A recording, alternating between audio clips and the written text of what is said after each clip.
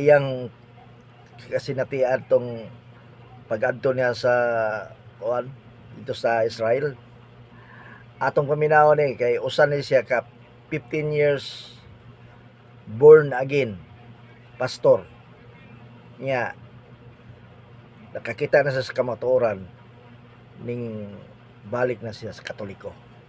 Mao na atong tanawon ni guys kay yang kasinatian pag-adto nila sa Israel.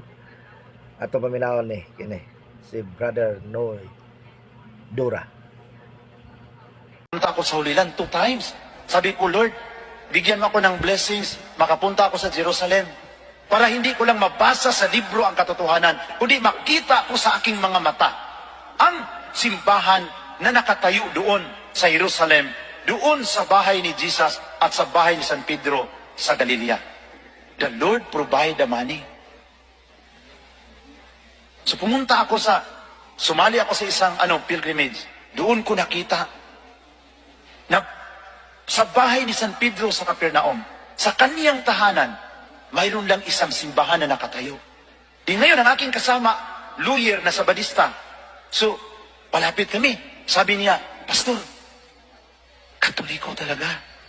Sabi ko naman sa kanya, attorney, huwag ka na lang mag-ingay, baka may makarinig sa atin kasi Sabadista ka, ako Protestante.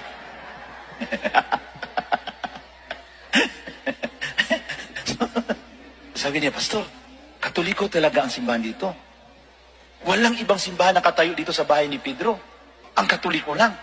Naalaala namin ang sinabi ni Jesus kay Pedro sa Matthew 16:18, ikaw si Pedro at sa ibabaw ng batong ito, itatatag ko ang aking iglesia. Ang busis ng Panginoon na sinasabi niya kay Pedro ay narinig namin ulit sa aming puso at sa aming isip. Ikaw si Pedro, sa ibabaw ng batong ito, itatatag ko ang aking iglesia. Ang tanong, anong simbahan ang nakatayo sa bahay ni Pedro? Ang sagot, Katoliko. Walang born again, walang iglesia ni Kristo, walang protestante, kundi Katoliko lang ang nakatayo sa bahay ni Pedro. Nagtanong kami doon.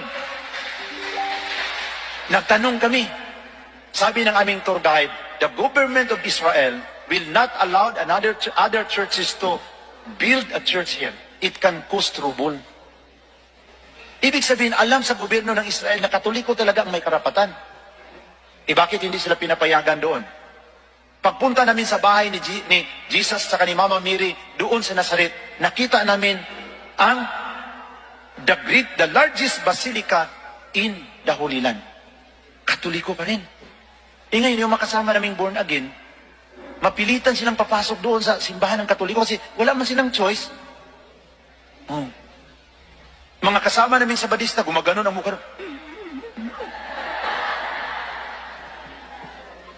Bakit sumama ka sa pilgrimage kung gano'n ang mukha mo doon? Makakita sila ng mga santo. Kung makasalita pa lang ang mga santo, bakit galit ka? May nagawa ba kung kasalanan sa'yo? Pag magmisa na, yung mga kasama namin hindi Katoliko doon sa labas. Bakit? Alam mo ng Katoliko dito Ang simbahan mo hindi nakatayo dito. Kaya marami kami mga kasama hindi Katoliko. They realize the truth not by reading, but by actual observation. Amen? Palakpakan natin ang Panginoon. So yung doon kami, tumitingin kami doon, papunta sa Mount Nebo, papunta sa Jerusalem. Sabi ko, Lord, pagpunta namin sa Jordan, sabi ko, attorney, magligo tayo doon. Lord, linisin mo ang lahat naming galit sa Katoliko. Nagligo kami doon. Kasi alam niyo, bakit hindi kami magalit sa Katoliko? 7 years old pa lang kami. Binibrinuwas na kami sa Sunday School na ang Katoliko is worshiping idols. 7 years pa. Mayroon na kaming Sunday School doon. Imagine ka niyan. Tayong Katoliko, wala man tayong tinuro na ganon. Kasi sa Flores de Mayo, rosary man lang ay tinuro natin sa mga bata pagmamahal. Wala man tayong brainwashing na sila, mga demonyo, wala man tayong ginawa sa mga bata natin. Kaya, kung pwede palang kindergarten, turuan na namin, taniman na namin ang hatred sa Katoliko. Kaya, I realized all of this, hanggat binigyan ako sa Panginoon ng blessings na makapunta din ako sa Roma.